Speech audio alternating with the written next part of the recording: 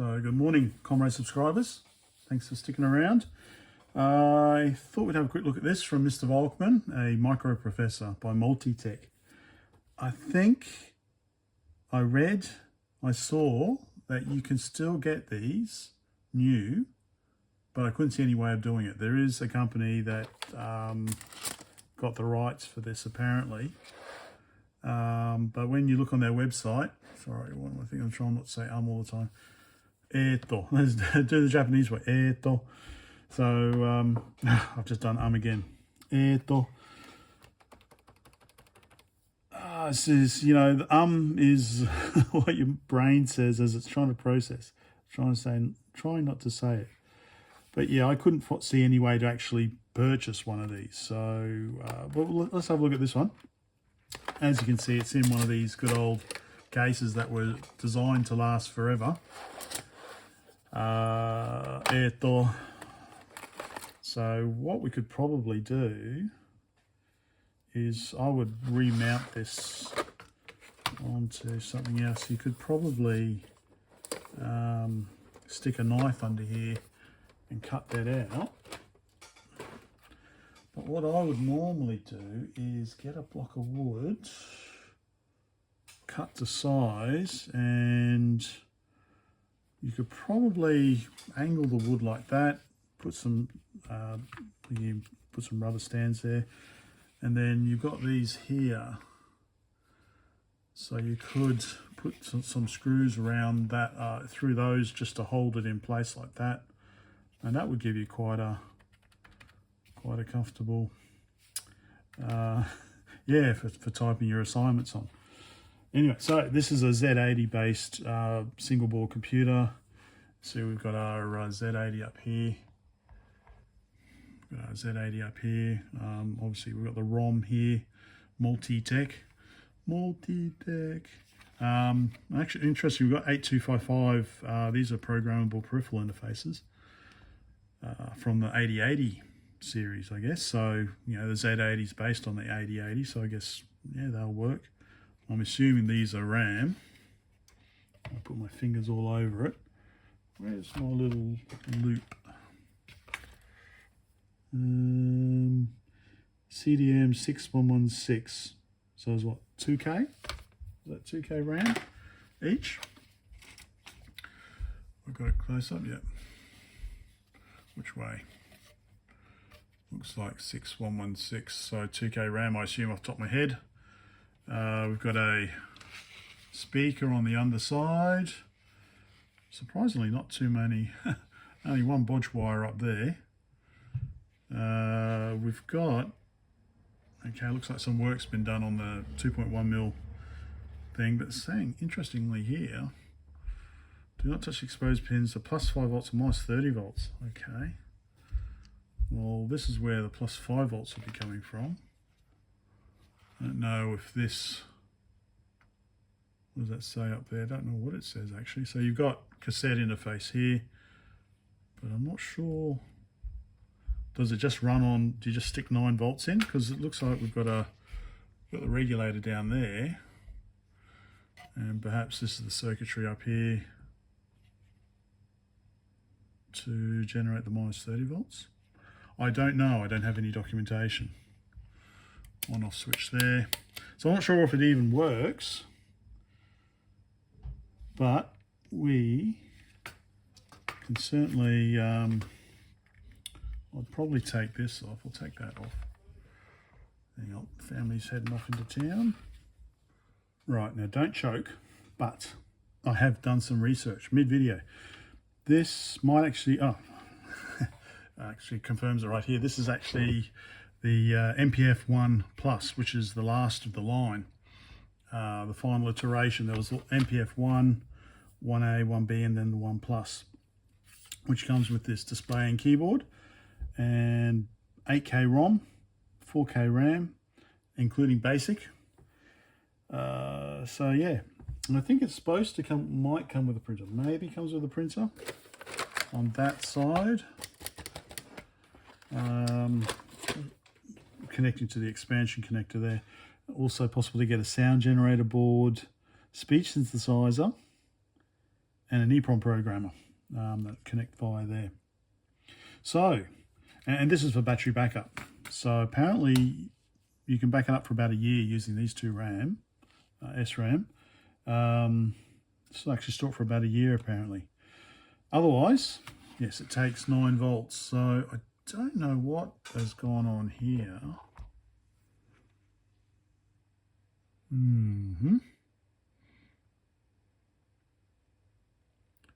Don't know. Anyway, let's see. So it'll boot up in the monitor, and you can get to the assembler by going Control A, Control B for basic, a few other things. There's disassembler, a few other things. Control G for the bell to go beep beep, I guess. Why? Because ASCII character 7 is the bell. Why G? Well, G is the seventh letter of the alphabet. Right, so let's see if this powers up. Now, I don't know. I assume it's probably going to be, let me sort this out. I assume it's going to be center negative, because wasn't everything center negative back in those days? So let me set power supply to 9 volts. What looks like a ground rail. Okay, what?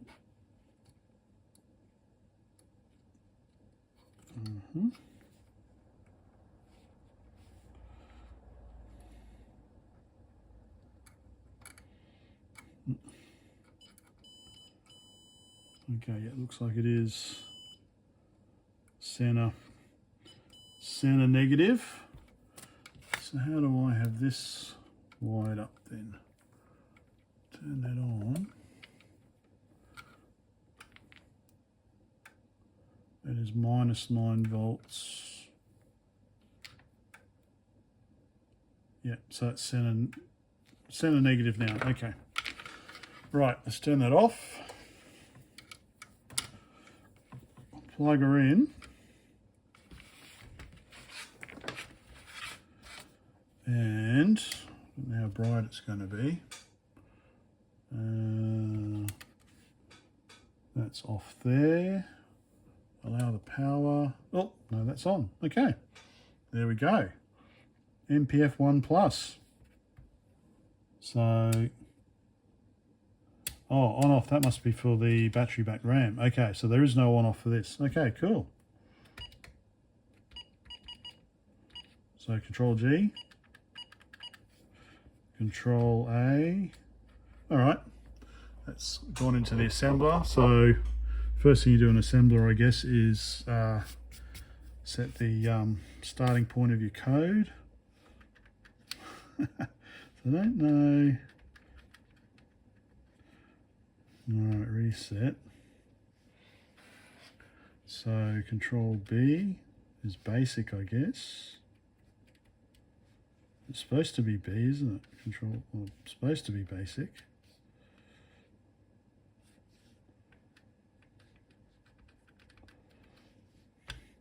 I'm going to have to figure out how to use this basic then. Control D, Control E. Does seem to be working. And it does look like all the characters are working there. All right, let me have a look. So what's that? 9 volts, 360 milliamps.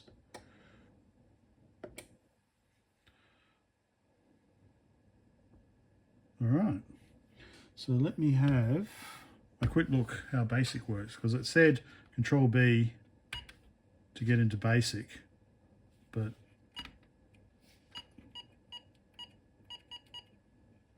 I don't know what this means. All right, good morning, we're back. It's Sunday, and for a change I know a little bit more about what I'm actually talking about for a change. So It turns out for basic in the 1 Plus, you need to have it installed in the U3 ROM slot there. It's 8K, so 2764. So I found it. I was just trying to stop saying there's also an 8K ROM of 4th. So I've created a 16K ROM to do with basic in the low 8K and 4th in the upper 8K to go into there. But as we check the schematic, we'll notice that for U3, I think it's the A13 address line, I think it's 26, pin 26 is held high. So if we don't do anything at all, just plug my EPROM in, obviously it's just going to choose the high 8K, which is 4th. So what I'll need to do if I want to make it switchable between basic and 4th without pulling the EPROM in and out is cut that track and then attach it to a switch, and then I can either ground it or I can take it to 5 volts. Anyway, before I do any of that, let's see if the EPROM actually works. So see just a 27C128, like that. Actually, I don't want to put too much pressure on it because the speaker's on the underside there. I still need to kind of mount it or something. All right, so that's in. Let's turn the power on. Let's turn the light off maybe so we can see the screen. Oh, no, I need to turn switches on. All right, I'm going to turn the other light off so you can see the screen a bit better. So it's, there we go. How's that? Let's turn the power on. Okay.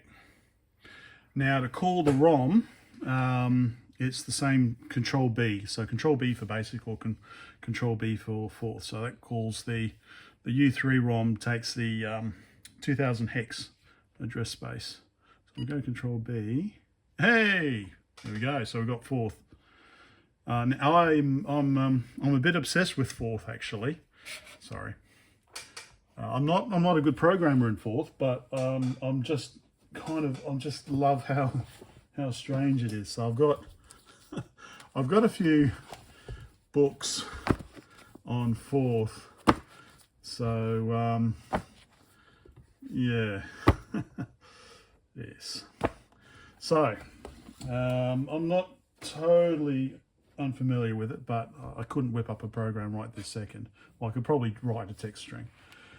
So that EPROM is working. So what we want to do is, like I said, I think it's pin 26 is held high. So that's the ZA, that's the down that side and up that side, 28, 27, 26. Yeah, so I guess it's that one, that pin there. I assume this is the 5 volt rail, so I'll double check it. So what I want to do is I want to cut that there, and I don't know, I wonder what these are. These are spare at the moment. This header here, I don't know what this header here is for. Where could I put a switch neatly?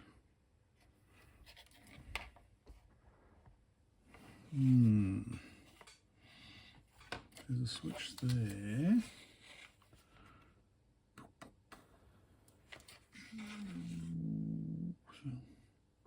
See, I don't know what what's it called, J2. We'll have to look at the schematics, I guess. J1 and J2, so I'm not sure what J2 is for. I don't want to muck around with it in case it is something useful. I found schematics and Gerber files for a display for a CRT. Well, not a display, yeah, uses a CRTC. So I'm going to try and get some of those boards made up. That's interesting. Just notice a bit of broken plastic here, so I might glue that up. Rambling. How should I connect up this switch nicely? I guess I could glue it somewhere. Do I really want the battery back memory? I could just reuse that switch. All right, well, let me, where's this minus? Oh, because it's a vacuum fluorescent display. Ah, okay, that's where this minus 30 volts comes from. Okay. All right, I'll have a think. I think I've found somewhere. So I've got two types of switches I could use for this. I've got these bigger ones. I think I'll probably turn the lights on now, can't I? I'll go turn the lights on. So I've got these bigger ones I can use, or I've got smaller ones. Which smaller ones might actually bit of a difference. So these small ones here, I could drill some holes next to the cassette interface, and I could just slip that in there like that. I think that might be acceptable because there's we've got some clear space, around it there, and then just wire it back. One wire to 5 volts, one wire to ground, and then one wire to the pin 26. But the thing is, do I have my small? Let me turn the lights on. I don't. I did have my little 1mm and sub 1mm drill bits, but I have no idea where I think most of them are broken, actually. So I really need to probably buy some new ones. I need to get some DE9 plugs as well, so I can finish my Atari Star Raiders interface. So I might pop out to JCar, get those drill bits, get the DE9 plugs, and then I'll be back. Yes, okay. Before you know it. Right, I am back.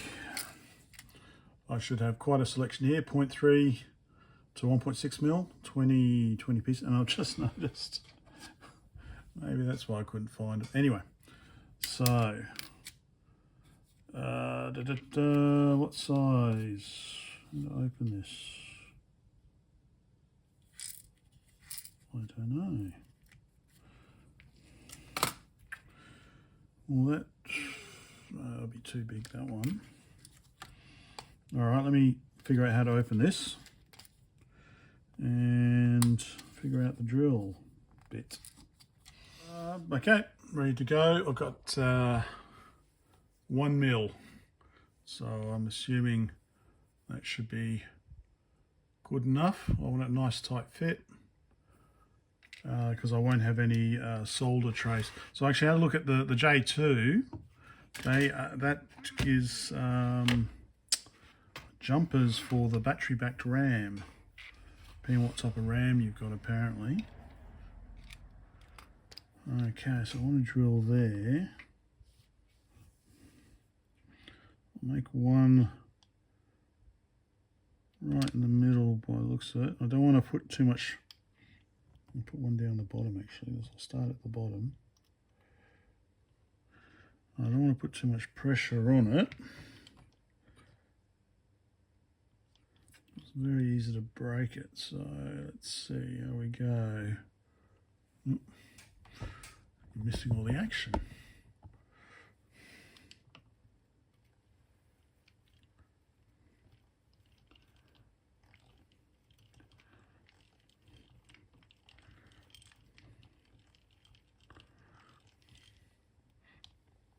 I'll try and swing the drill bit somewhere other way. No, that's going to be in the frame as well. Okay, first hole is done. Let's see if the pins will fit, if a pin will fit. I'll use pliers maybe.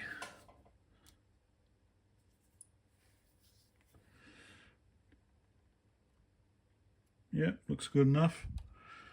Now I just need to measure so I can get the second hole in.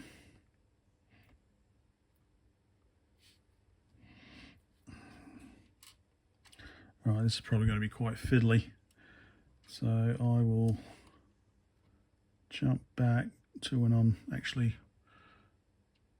finished.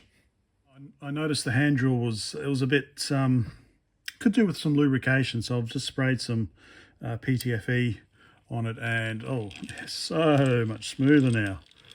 So but yeah, still my hand's in the way. So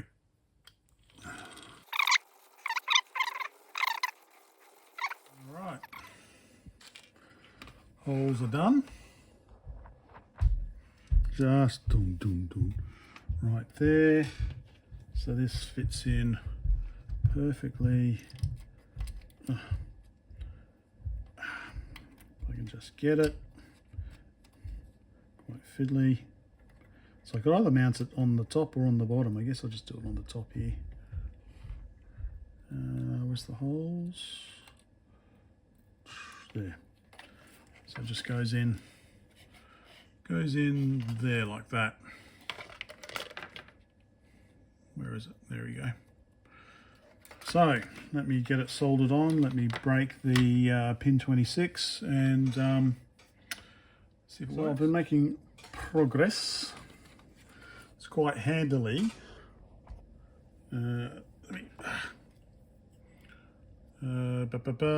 This is 5 volts. I've got one part of the switch connected to 5 volts. This is ground, so I've got another leg connected to ground, and I've tried to do it like this so that it's kind of gives some mechanical stability to the switch. And so then just this one here just needs to go off to pin 26 here that I've disconnected from 5 volts. And we should be ready to give it a try. Okay, we're done. So we've got the tiny little 8K bank switching switch there. And on the other side, where is it? There. So I've got one side connected to 5 volts, other side connected to ground, and then this going over to pin 26 of U3, which was connected to 5 volts. So I've cut it there. So now, turn the light off. Plug the power in. Let's turn the power off first. Turn the power on. Okay, so Control B. Okay, so we're now in basic. I guess it wants the starting address for the basic program. I guess we can go standard. Okay, F00. And, oh yeah, 10. Ooh, cool. Print. Hello. Okay, can we run? Okay. Do I need to go up to see? No. Okay, I don't know how this works. All right. Maybe, can I edit this now, or I have to go into a line editor? Okay, so what happens when we run? Maybe it doesn't print out to this. Oh, okay, now it works. All right, so there we go. Power off, and then we change our little switch up there. So that'll be choosing the other 8K bank. Start up again. This time Control B takes us into fourth. Okay, so what's the fourth word? So dot shift, I think, is print, isn't it? Hello, I think. Hello. Okay, cool. So there we go. So fourth is working as well. Isn't that neat? Didn't realise this is such a neat little machine. I think we'll leave it for there today, because I want to get onto my Star Raiders custom control keypad thing. So So I've ordered the PCBs for the display. See if I can make one of those. And I think, yeah, next we'll try loading and saving program. One other thing, I don't know if there is a chess. I'll have to have a look if there is chess for this. I'm assuming someone must have done it, but I've got this book, Sargon, from when did it come out? I know it says 1978, but that was yeah. So a lot of you guys will probably remember Sargon. Okay, no, it is 78. So this is the Sargon Z80 assembly listing. Problem is this machine's only got 4K of RAM. Well, 1978 machines didn't have that much RAM, did they? So I don't know what size. There are custom graphics, but that's okay. That's okay.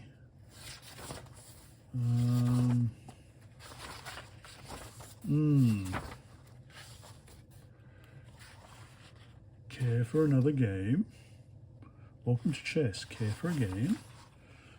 I'm just trying to see if it says here what the memory requirements are.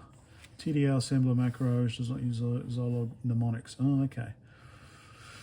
Conversion of Zilog mnemonics can be performed on an instruction basis using the conversion chart included with the listing. Okay. IO is based on the Jove operating system, which runs WaveMate Jupyter 3 computer. Okay. For ease and conversion, all IO has been isolated to the following areas. Okay. So it must be loaded at start address, which is an even 256 byte page boundary. Okay. Graphics routines. So, oh, here we go, 8K. So it requires 8K, which I've only got 4K. But having said that, I don't need the graphics. Yeah, anyway, that is pie in the sky. So, there we go. Hopefully that was interesting. And there'll be more to come. Bye for now.